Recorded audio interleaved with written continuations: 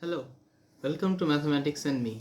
So, in the past few days, our college has been teaching us about vector calculus, and two new theorems have popped out, one of which is the Gauss divergence theorem. So, I thought, why not make a video about it?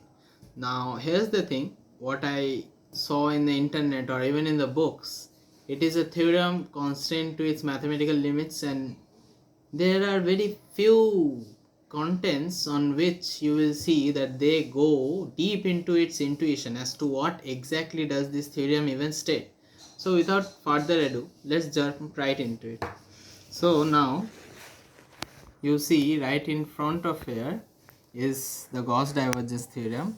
This is the fundamental equation, mathematical expression, whatever you may say. You will find it in the internet anywhere you see when you search the Gauss divergence theorem.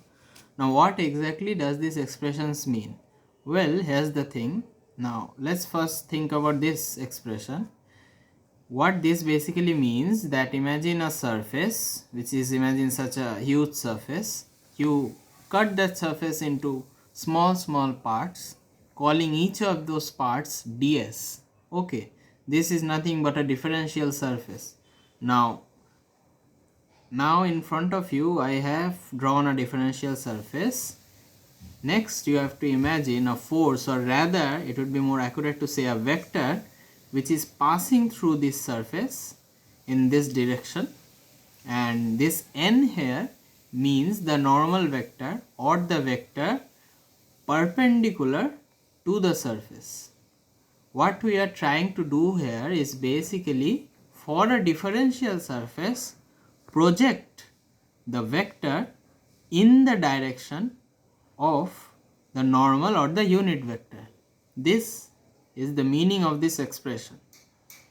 Now what does this mean? Well, like in here, what we did is we took a differential surface and then found out more or less that what is the amount of vector passing through that one ds surface, and if you integrate it over the whole s, then you get the whole surface instead of just the ds. Well, what we are going to do here is more or less similar. Instead of ds, we take a dv, a small volume of a huge body, and then we create sink and source pairs. This is a source, well this is a sink. As you know, this is nothing but the concept of divergence.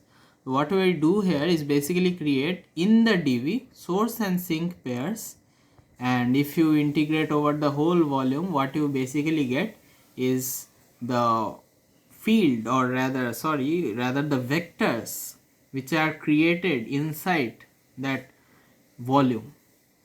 Now if you understood what this explains more or less, this is a differential surface.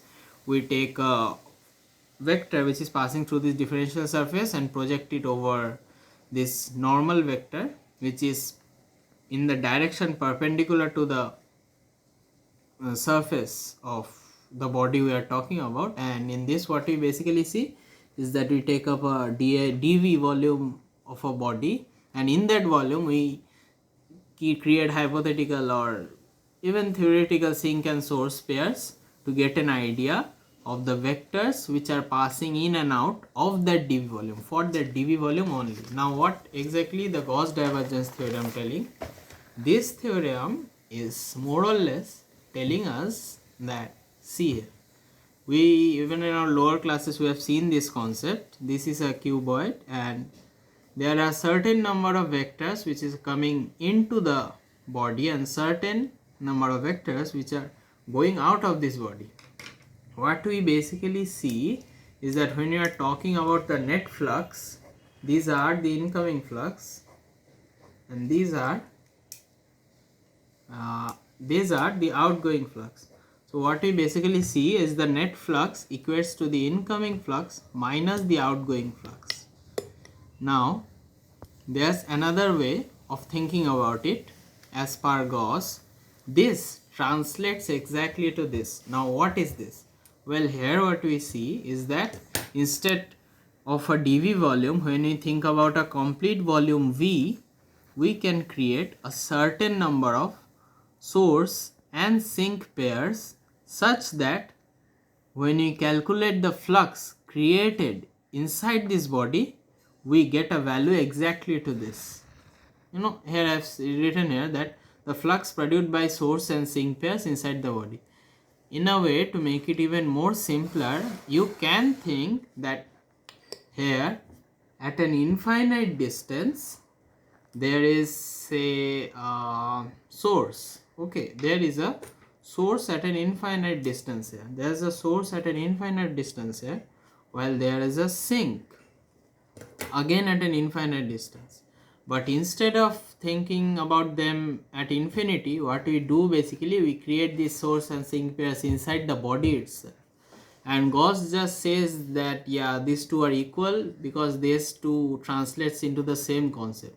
So that is pretty much the Gauss divergence theorem. Thank you.